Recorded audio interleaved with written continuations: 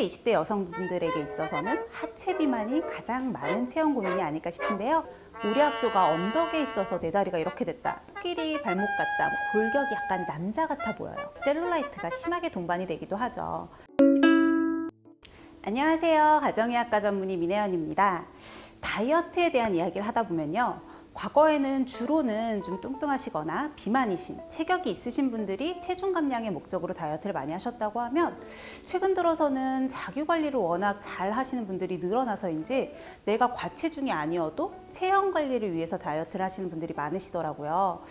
사람마다 체형에 따른 고민은 다양하겠지만 10대, 20대 여성분들에게 있어서는 뭐니 해도 하체 비만이 가장 많은 체형 고민이 아닐까 싶은데요. 그래서 오늘은 하체 비만을 해결하는 방법에 대해서 알아볼게요.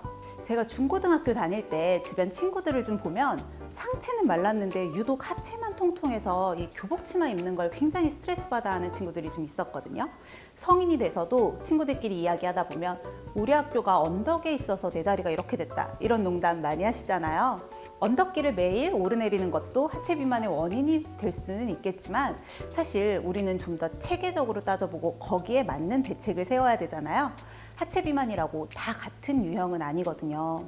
다리 같은 경우는 워낙에 큰 근골격계, 순환계 신경계들이 얽혀있는 복합적인 부위이다 보니까 다리가 두껍다라고 하더라도 원인은 다양할 수 있습니다.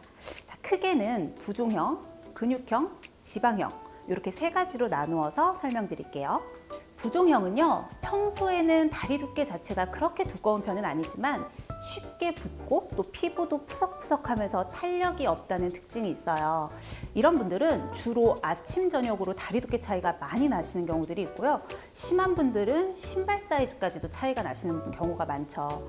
외형적인 고민도 물론 같이 따르겠지만 외형적인 고민 말고도 다리도 쉽게 피로해지고 또 저리거나 통증이 생긴다고 이런 불편감들을 같이 호소하시는 경우도 많으세요. 허벅지보다 특히 종아리의 부종이 더 심하기 때문에 다리 모양 자체가 좀 일자로 발목까지 굉장히 두껍게 떨어지는 경우가 많아서 특히나 코끼리 발목 같다, 이렇게 표현하시면서 이런 체형적인 컴플렉스를 호소하시는 분들도 많으시죠. 자, 이런 부종형 비만을 개선하기 위해서는 무엇보다도 부종의 원인인 림프 순환을 원활하게 해주는 것이 중요한데요. 하체 중에서는 사타구니 쪽이나 무릎 뒤쪽과 같이 림프절이 잘 모여있는 곳을 좀 가볍게 마사지해주면서 순환을 도와주면 좋고요. 마사지뿐만 아니라 폼롤러 같은 걸로 근막을 좀 같이 풀어주면 좀 더 효과적이죠. 특히나 골반에 비대칭이 동반이 되어 있는 경우는 이런 부종이 좀 더 심하게 나타나기도 하는데, 이때는 단순 스트레칭이 아니라 골반의 비대칭을 교정할 수 있는 가벼운 스트레칭을 같이 해주시고요. 유산소 운동도 강한 강도 말고 중간 정도 강도의 유산소 운동을 함께 해주시는 것이 좋습니다. 또 무엇보다도 짜지 않게 싱겁게 드시는 습관이 중요하겠죠. 그리고 이런 분들이 종아리 알이 특별히 발달하지 않았고 또 근육의 양이 좀 적은 편이라고 하면 근력 운동을 통해서 종아리 근육을 좀 키워서요, 평소에 혈액과 림프 순환을 도와주는 것도 도움이 될 수가 있어요. 다만 근육도 많이 발달하고 부종도 심하신 분들은 근력 운동을 강화시키는 것보다는 스트레칭 위주로 하시는 게 더 좋겠죠. 두 번째 유형은 근육형이에요. 근육형은 쉽게 말하면 종아리 알이 두드러지는 형태다라고 보시면 되는데요. 좀 근육이 쉽게 발달하는 체질이신 분들이 내가 특별히 하체 근력 운동을 많이 하지 않았는데도 종아리 뒤쪽에 알이 굉장히 심하고 또 좀 올라오면 허벅지 앞쪽으로도 근육이 과도하게 발달하는 경우들이 있으세요. 이런 분들은 사실 특별히 부종이 동반이 된다거나 불편감이 동반되는 경우는 적고 또 탄력은 있지만 문제는 골격이 약간 남자 같아 보여요. 그래서 다리의 실루엣을 드러내는데 주저하는 분들이 많으시죠. 이런 분들이 대표적으로 레깅스나 미니스커트를 잘 못 입으시거든요. 이런 근육형 비만이신 분들은 사실 생활 습관만으로 개선하기가 쉽지는 않은데요.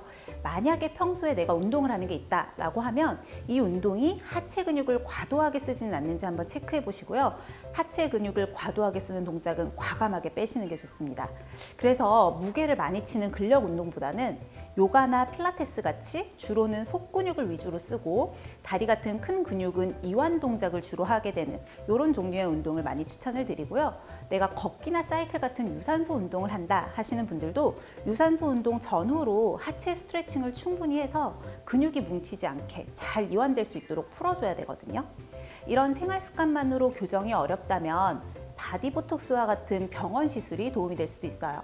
하지만 하체 근육은 평소에 거의 항상 사용이 되는 굉장히 큰 근육인 만큼 너무 과도하게 시술을 했다가는 일상생활에도 지장을 줄 수가 있거든요. 그래서 의사와 반드시 충분히 상담하신 후에 시술 방법과 시술 범위를 결정하시는 것이 좋겠죠. 자, 마지막 지방형은요. 주로는 하체 중에서도 허벅지와 엉덩이가 두꺼우신 분들이 해당하는 경우가 많아요. 왜냐하면 여성분들에게 많이 나오는 이 여성 호르몬이 피하지방, 그 중에서도 아랫배나 엉덩이, 이 허벅지 쪽에 피하지방을 주로 쌓이게 하는 경향이 있거든요. 그렇다 보니까 2차 성징 후에 젊은 여성분들에게서 주로 많이 보이는 체형이죠. 이런 분들은 주로 성장기 때 해당 부위에 급격하게 살이 찌는 경우가 많아서요. 단순히 살만 찌는 게 아니라 튼살이 동반이 되는 경우도 많아요. 그래서 체형 관리로 나중에 허벅지 두께를 줄인다고 해도 튼살이 남아서 여전히 좀 짧은 하의를 못 입으시기도 하거든요. 튼살은 피부에 대한 문제니까 오늘 차치를 하고, 이 지방형 비만을 개선하기 위해서는 식이요법의 병행이 필수적입니다. 왜냐하면 지방형 비만은 전반적인 체중 감량이 이루어져야지 하체의 체형도 관리가 되거든요. 그래서 전체 섭취 칼로리 자체를 확실하게 줄여주시는 것이 좋아요. 전체 칼로리를 줄일 때 특히나 탄수화물의 섭취를 줄여주시는 것이 좋은데요. 주로 하체 지방은 잉여의 포도당을 지방 형태로 저장하면서 살이 되는 경우가 많기 때문이죠. 또 하체의 지방이 잘 쌓이지 않는 몸으로 만들기 위해서는 근력 운동이 필수적이에요. 지방을 태우는 데 있어서 유산소 운동도 빼놓을 수는 없겠지만 앞에 두 가지 유형보다도 좀 더 적극적인 근력 운동을 하시는 게 도움이 될 수가 있는데요. 유산소 2, 근력 1 정도의 비율로 운동 스케줄을 짜시는 것을 추천드립니다. 자, 근데 실제로 임상에서는요, 이렇게 각각의 유형이 뚜렷한 분들도 계시지만 두세 가지가 복합적으로 나타나는 분들도 많으시거든요. 예를 들면 부종형과 지방형이 함께 나타나시는 분들, 이런 분들은 단순히 하체 비만뿐만 아니라 셀룰라이트가 심하게 동반이 되기도 하죠. 그러니까 무작정 남의 성공 사례를 그냥 따라하기보다는 본인의 현재 상태를 잘 파악하고 여기에 맞는 체형 관리 계획을 짜는 것이 중요해요. 일단 본인의 상태를 정확하게 파악을 했다면 거기에 맞는 오늘의 해결법을 여기에 병합을 하시면 좋은데요. 만약에 잘 모르겠다라고 하면 유튜브에 댓글 남겨주시면 제가 또 상담을 도와드릴게요. 오늘 내용 도움이 되셨다면 구독과 좋아요, 알림 설정까지 꼭 눌러주세요.